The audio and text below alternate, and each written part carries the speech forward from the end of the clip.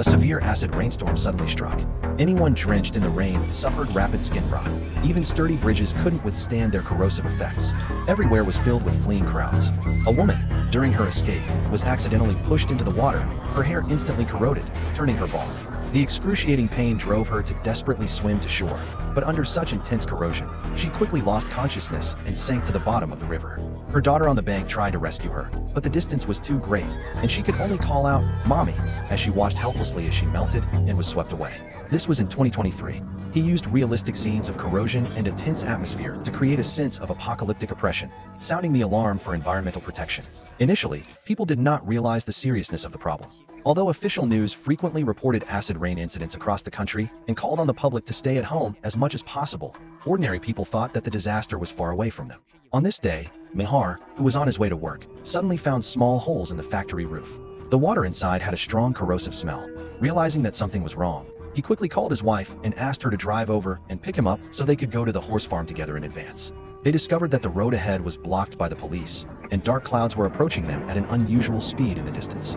Seeing this, Mihar stepped on the gas and sped past the fields beside them. At this time, his daughter was in the forest with her friend Rokuma, completely unaware of the impending danger.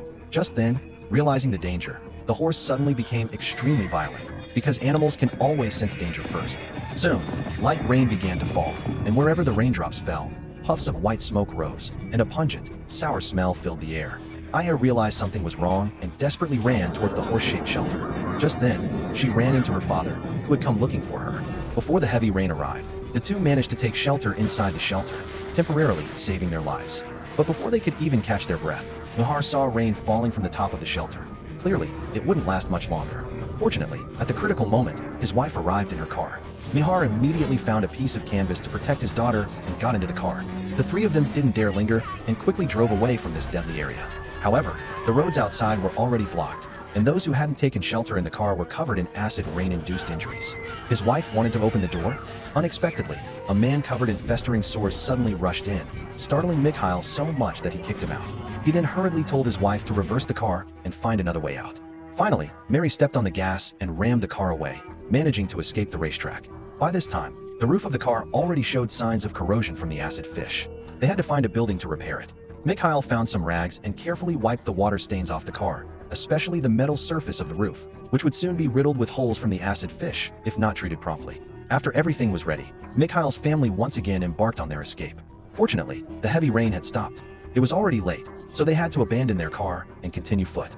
The three of them reached the nearest house for help, but after several calls, they received no response. It seemed the owner had left.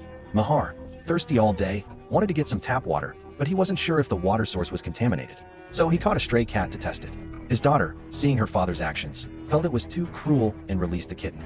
But when he saw the kitten again in the middle of the night, he found it had mysteriously bled to death. Clearly, the water source had been contaminated. The next morning, the Mikhail family continued their journey. Large numbers of fleeing survivors lined the road, and most vehicles were unusable, leaving them to proceed on foot. When they reached the iron bridge on the edge of town, it was already completely blocked.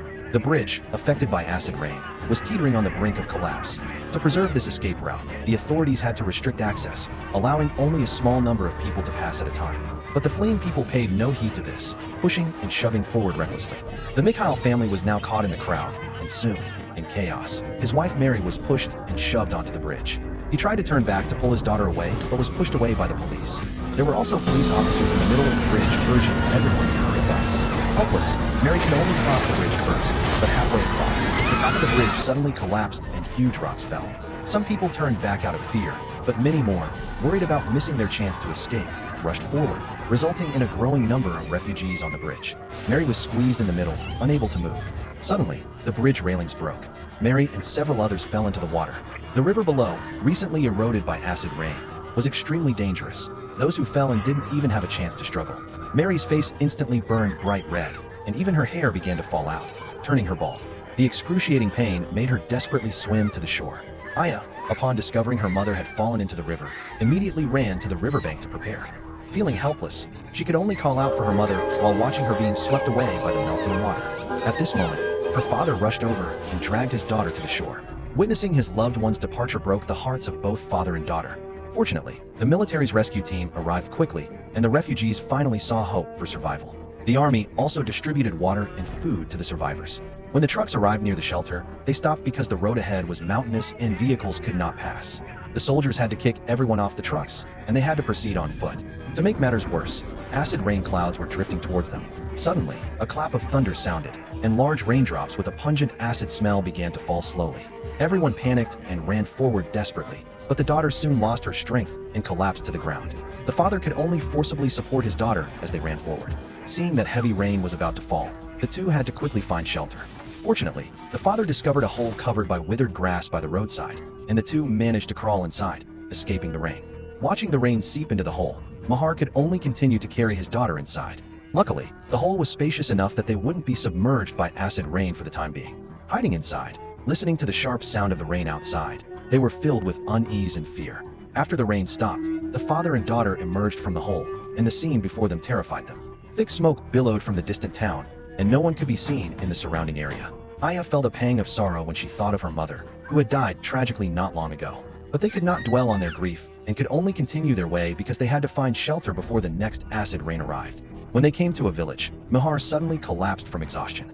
Watching his father fall, Aya cried out for helplessly. When Mihar regained consciousness, he found himself lying comfortably on a soft sofa. It turned out that the person who had saved them was a woman named Lisa. She was the only resident in the neighborhood who hadn't gone out to seek refuge because her son suffered from a congenital disease and had to rely on special medical equipment to stay alive. Fortunately, Lisa's family had a large amount of food stored in their storage room, allowing Mahar and his wife to enjoy a delicious meal.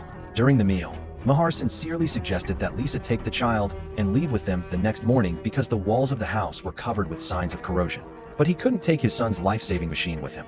Leaving would mean certain death anyway, so he decided to wait for rescue inside. Besides, they had a basement where they could take refuge. Seeing that he was determined, Mikhail didn't try to persuade him further.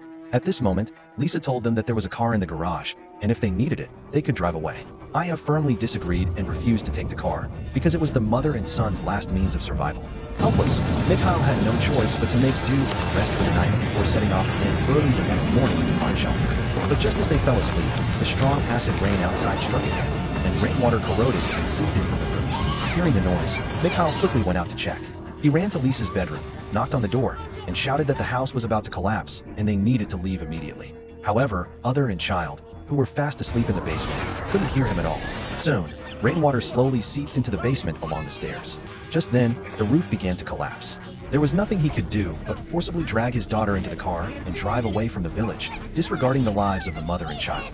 Not long after leaving the village, Aya blamed her father, saying that he was too heartless to abandon the mother and child who had saved them. But at that moment, Mikhail didn't care about any of that. He had to leave as soon as possible, within the coverage area of one floor, to ensure his daughter's safety. However, he was not familiar with the terrain, and soon the car got stuck in the mud and could not move. Faced with Aya's incessant accusations, Mahar finally couldn't help but yell at his daughter. After saying this, Mikhail got out of the car to smoke and calm down. He felt guilty about his powerlessness and sat on the ground, burying his face in his hands and crying. However, Aya, unable to bear the slightest grievance, ran out of the car without saying goodbye to her father and angrily chose to leave. At this moment, Mikhail suddenly noticed a drain pipe not far away, with corrosive rainwater continuously flowing towards them. He hurriedly returned to the car, preparing to drive away, but suddenly realized that his daughter in the back seat was gone. Aya, on the other hand, had run a short distance before realizing the danger, but by then the ground was already covered with acid rain. He could only frantically climb onto a nearby farm vehicle, repeatedly shouting at his father to save him. At that time, the tractor was slowly sinking into the mud. When Mihar heard his daughter's cries, he rushed over, but the vehicle broke down in the mud after only a short distance. To rescue his daughter, he had to make up a story and endure the pain of the acidic water to reach her. His daughter jumped onto her father's back without hesitation. He carried his daughter and stumbled back step by step. The weight of the two of them made his feet sink deep into the mud, and every step he took was excruciatingly painful.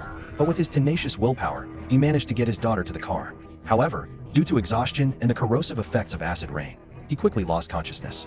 The next day, when a military search and rescue vehicle passed by, they found the two dying women.